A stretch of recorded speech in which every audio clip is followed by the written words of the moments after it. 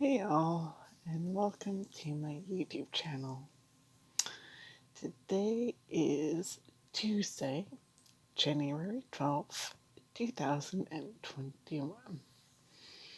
We shall be reading the Acts of the Apostles, chapter 12, verses 1 through 25.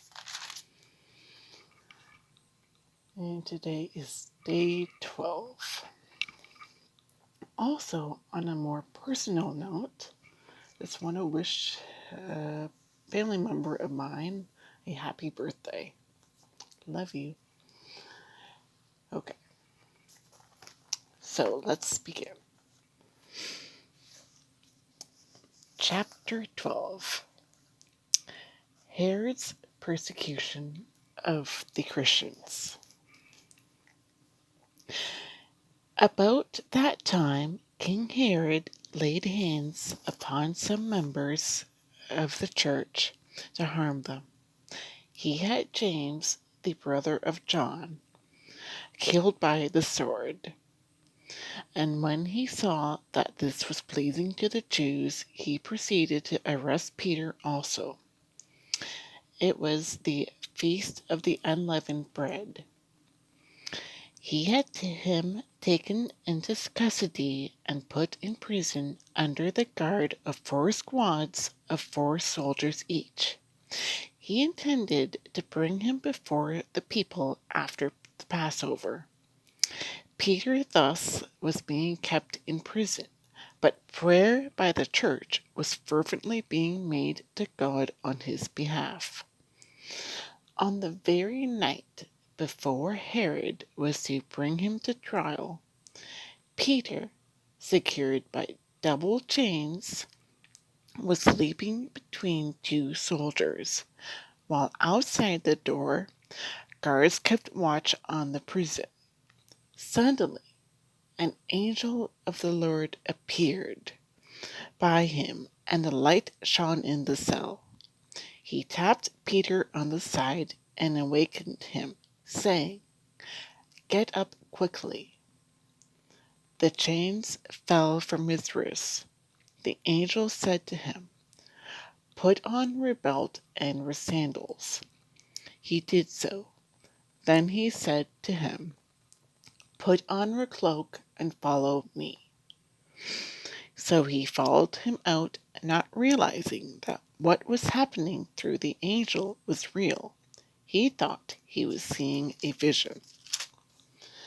They passed the first guard, then the second, and came to the iron gate leading out to the city, which opened for them by itself.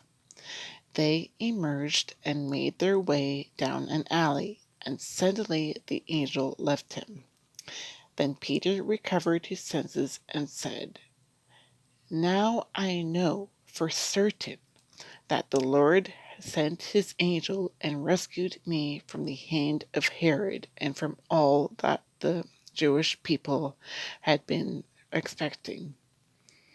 When he realized this, he went to the house of Mary, the mother of John, who was called Mark, where there were many people gathered in prayer. When he knocked on the gateway door, a maid named Rhoda came to answer it.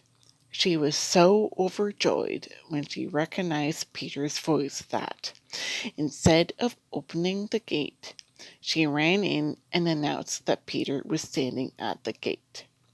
They told her, "You are out of your mind." But she insisted that it was so. But they kept saying, "It is his angel." But Peter continued to knock, and when they opened it, they saw him and were astounded. He motioned to them with his hand to be quiet and explained to them how the Lord had led him out of the prison, and said, "Report this to James and the brothers." Then he left and went to another place. At daybreak there was no small commotion among the soldiers over what had become of Peter. Herod, after instituting a search but not finding him, ordered the guards tried and executed. Then he left Judea to spend some time in Caesarea. Herod's stuff. He had long been very angry with the people of Tyre and Sidon, who now came to him in a body. After winning over Blastus, the king's chamberlain, they sued for peace because their country was supplied with food from the king's territory. On an appointed day, Herod, attired in royal robes and seated on the rostrum, addressed them publicly.